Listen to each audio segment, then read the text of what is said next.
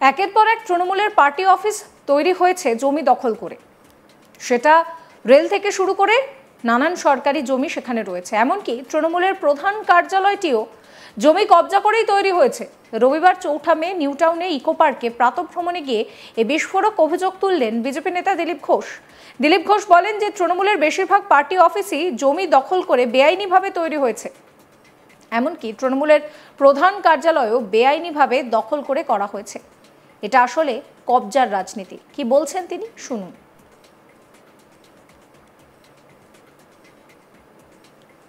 সরকার এটা তদন্ত করে দেখবে যে লোকটা কে, কেন, কোথা থেকে এসছে, কেন এসছে এখানে। এই ধরনের ঘটনা থেকে সাধারণ মানুষকেও সাবধান থাকা উচিত। এই ধরনের অন্তর্ঘাত ইত্যাদি অনেকেই করতে পারে। তো এই সময় যখন একটা ঘটনা ঘটছে, দেশের মধ্যে টেনশন, সমস্ত নাগরিকের চোখ কান খুলে রাখা উচিত। বড়বাজারের হোটেলে অগ্নিকাণ্ড, 14 জনের মৃত্যু, তদন্ত হলো পুরসভা। রুপটপ ভাঙা হলো পুরসভার পক্ষ থেকে। কোথাও কোথাও বাধাপ্রাপ্ত হলো, পুলিশকে ফিরে আসতে হলো। রুপটপ তৈরি হয় কি করে বেআইনিভাবে, প্ল্যানের বাইরে, অগ্নি ফায়ার ব্রিগেডের অনুমতি ছাড়া, নো অবজেকশন ছাড়া কী করে তৈরি হয়? এরকম পুরো কলকাতা জুড়ে আর বাজারে যেখানে সেখানে হোটেল তৈরি হয়ে যাচ্ছে, রেসিডেন্স তৈরি হয়ে যাচ্ছে, ড্রেন নাই, জল বেরোবার ব্যবস্থা নেই, জল আনার ব্যবস্থা নেই, অগ্নি নির্বাপনের ব্যবস্থা নেই। এখন তো জেলা শহরগুলোতেও এই ধরনের বেআইনি নির্মাণ হয়ে যাচ্ছে, ফলে তার এই ঘটনাগুলো ঘটছে। মালদায় চলল বুলডোজার, রেলের জমিতে তৃণমূলের কার্যালয়। সারা পশ্চিমবঙ্গ জুড়ে হাজার হাজার কার্যালয় টিএমসির জমি দখল করে হয়েছে বেআইনিভাবে। রেলের জমি, পিডব্লিউডি জায়গা, ইরিগেশনের জায়গা, যতগুলি অফিস আছে। আমি তো বলছি টিএমসির যে হেড অফিস আছে না, সেটাও বেআইনিভাবে কবজা করে তৈরি করা। তো কবজার রাজনীতি এই যে শুরু করেছে টিএমসি, ফলে পুরো সমাজেতে একদম এই মাফিয়াগিরি আর গুন্ডাগিরি, জবরদস্তি কবজা ব্যাপক হারে চলছে। অর্জুন সিং একটা বিস্ফোরক মন্তব্য করেছেন যে দিলীপ ঘোষের সঙ্গী জিয়াউল হক, তিনি কে? তিনি একজন স্মাগলার, তৃণমূলের সাকরেত বারিক বিশ্বাসের ঘনিষ্ঠ। এই জিয়াউল হককে নিয়ে কেন্দ্রীয় এজেন্সি নিয়ে দাঁড়িয়ে ঘুরে বেড়াচ্ছেন দিলীপ ঘোষ। না, জিয়ারুলের মতো 1000-এর বেশি লোককে আমি বিভিন্ন সংস্থায় প্রতিনিধি করে পাঠিয়েছি। কারণ যে ক্ষমতায় থাকে সরকারের, সেই পার্টি রেকমেন্ড করে, নাম পাঠাই আমি। এখনও প্রায় 40টা ডিপার্টমেন্টের ডাইরেক্টর, চেয়ারম্যান আছেন আমাদের কর্মী বা আমাদের সাপোর্টার বা এই ধরনের বিশিষ্ট মানুষ যারা সমাজের, তারা রাজনীতিবিদও নন। সন্ময় ব্যানার্জিও এরকম একজন আছেন, কঙ্কন রেলের চেয়ারম্যান আছেন। তো তারা কেউ কেউ সাম্মানিক পান, কেউ কেউ সম্মানীয় সদস্য। তো জিয়ারুল হচ্ছে দিশা কমিটির মেম্বার, তাকে আমি জানি, অনেক দিন ধরে জানি, এবং কেন্দ্রীয় মন্ত্রী তাকে করেছেন। সে কার সঙ্গে যুক্ত, কি যদি থাকে ইনলিগাল কাজে, তাকে শাস্তি পেতে হবে, আইন আছে। কিন্তু উনি কী করে জানলেন যে বারিক বিশ্বাসের সঙ্গে যোগাযোগ আছে? ওনারও কি বারিক বিশ্বাসের সঙ্গে যোগাযোগ আছে? আমি যদি বলি আর অর্জুন সিংয়ের লালার সঙ্গে যোগাযোগ আছে, নিয়মিত কয়লার টাকা নেয়। আমি এমনি বলছি না। রাজু যে আমাদের পার্টিতে এসেছিল দুর্গাপুরের, যাকে শ্যুট আউট করে মারা হলো, রাজু তো ওরই চেলা ছিল, ওই পার্টিতে জয়েন করিয়েছিল। দিলীপ ঘোষ কোনো মাফিয়ার সঙ্গে যোগাযোগ রাখে না, প্রমাণ দাও। আর আমি সবে তো শুরু করেছি। কে কালো গরুর দুধ খায়, কে পাথরের মূর্তি বিক্রি করে, কে আর বালি খাদান খুঁড়ে বেড়ায়, অনেক আছে যারা ওইখান থেকে এসছেন, সব বোঝা নিয়ে এসছেন। আমি জানি, বলি না, দরকার নেই।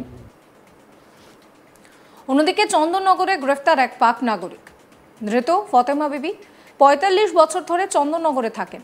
1980 সালে ট্যুরিস্ট ভিসা নিয়ে ভারতে এসেছিলেন, তারপর আর ফেরেননি। পুলিশের খাতায় নিখোঁজ ছিলেন তিনি। এই বিষয়ে দিলীপ ঘোষ বলছেন, এরকম লক্ষ লক্ষ লোক ভারতে রয়েছে। বাংলাদেশ থেকে কোটি কোটি মানুষ ঢুকেছে যাদের ভিসা বা বৈধ কোনো কাগজপত্র, পাসপোর্ট নেই। আজ পাকিস্তান দিয়ে শুরু হয়েছে, যেহেতু পাকিস্তান ভারতের শত্রু। কি বলছেন তিনি, শুনুন। লক্ষ লক্ষ লোক ভারতবর্ষে আছে। বাংলাদেশ থেকে তো এসে কোটি কোটি লোক, যারা কোনো ভিসা পাসপোর্ট নেয়নি, ঢুকে পড়েছে, এখানে থাকছে। তো আজকে কমসে কম পাকিস্তানিদের দিয়ে শুরু হচ্ছে, যেহেতু পাকিস্তান একেবারে শত্রু রাষ্ট্র। এরপরে বাংলাদেশি অনুপ্রবেশকারীদের উপরে ব্যবস্থা হবে, যেটা অলরেডি গুজরাট, বিভিন্ন জায়গা থেকে শুরু হয়ে গেছে। আর সারা দেশ থেকে এদের বিতরণ করতে হবে। যে কোটি কোটি লোক এসে এখানে উইপোকার মতো মানে কুরে কুরে খাচ্ছে ভারতবর্ষকে। লক্ষ লক্ষ লোক ভারতবর্ষে আছে। বাংলাদেশ থেকে তো এসে কোটি কোটি লোক, যারা কোনো ভিসা পাসপোর্ট নেয়নি, ঢুকে পড়েছে, এখানে থাকছে। তো আজকে কমসে কম পাকিস্তানিদের দিয়ে শুরু হচ্ছে, যেহেতু পাকিস্তানে। দীঘায় জগন্নাথ মন্দিরের উদ্বোধনে গিয়ে বিতর্কে জড়িয়েছিলেন দিলীপ ঘোষ। পার্টি লাইনের বিরুদ্ধে গিয়ে তার রাজ্য সরকারের আমন্ত্রণে সাড়া দিয়ে দীঘায় জগন্নাথ মন্দিরে যাওয়ার বিষয়টা মোটেই ভালোভাবে দেখেনি দল। এ নিয়ে প্রকাশ্যে ব্যাপক সমালোচনা শুরু হয়। দলের সাংসদ, বিধায়কেরা দিলীপ ঘোষ সম্পর্কে বিরূপ মন্তব্য করতেও শুরু করেন। পরে পাল্টা জবাব দেন দিলীপ ঘোষও। এবার নিউ টাউনের ইকো পার্কে প্রাতঃভ্রমণে আসা দিলীপ ঘোষকে ফুল দিয়ে শুভেচ্ছা জানালেন এক তৃণমূল নেতা। আমরা যার কথা বলছি তিনি আফতাব উদ্দিন। তিনি অবশ্য দিলীপ বাবুর পূর্ব পরিচিত। রাজনীতির মেরুকরণ আলাদা হলেও দিলীপ বাবু ও আফতাব উদ্দিন পূর্ব পরিচিত প্রাতঃভ্রমণের সুবাদে। বিয়ের পর দিলীপ বাবুকে পুষ্পস্তবক দিয়ে রবিবার 4 মে সকালে শুভেচ্ছা জানিয়েছেন তিনি। মিডিয়ার সামনে পোজ দিয়ে ছবিও তোলেন দুজনে। পরে সাংবাদিকদের সামনে তৃণমূল নেতা আফতাব উদ্দিন জানান যে দিলীপ ঘোষ তার পূর্ব পরিচিত, বিয়ের জন্য শুভেচ্ছা জানালেন। কি বলছেন তৃণমূল নেতা আফতাব উদ্দিন, শুনুন। দিলীপদার দ্বিতীয় ইনিংস শুরু করেছে, তার জন্য দিলীপদাকে শুভেচ্ছা জানালাম। দিলীপদার শারীরিকভাবে সুস্থ থাকুক এই কামনা করি। আর দিলীপদার সঙ্গে তো যেহেতু আমাদের ইকো পার্কে নিয়মিত দেখা সাক্ষাৎ হয়, তো দিলীপদাও বললো যে প্র্যাকটিস করতে হবে। আর আমি বললাম দিলীপদা খেলা হবে, বললো হ্যাঁ খেলা তো হবেই, দেখা যাক সামনের দিনে কতটা বড় খেলা হতে পারে।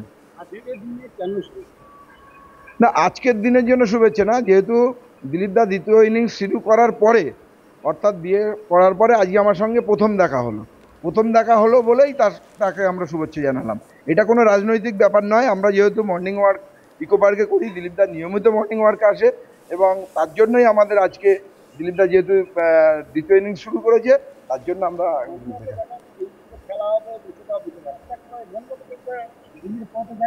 না, সেটা কে বলেছে পড়া যায় না। মর্নিং ওয়ার্কে যে কোনো সে তার নিজস্ব ব্যাপার।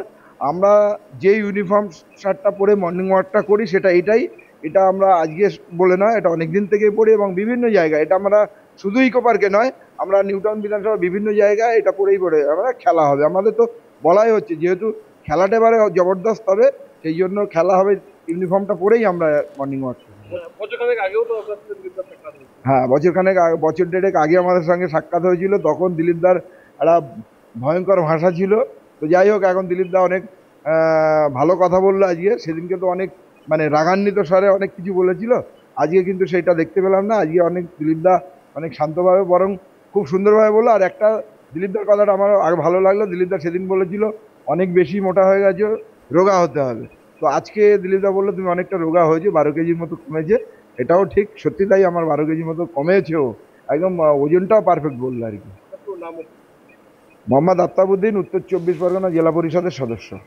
আপনার পরবর্তী কিছু পরিকল্পনা আছে ওনার সাথে কন্টিনিউ করা? না, কন্টিনিউ করা বলতে আমরা তো মর্নিং ওয়ার্ক করি, মর্নিং ওয়ার্ক করতে এসে দিলীপদা মর্নিং ওয়ার্ক করবে, আমরা মর্নিং ওয়ার্ক করব। আর কন্টিনিউ করা বলতে আপনি যে কথাটা বলতে সেটা ভবিষ্যৎ কথা বলবো।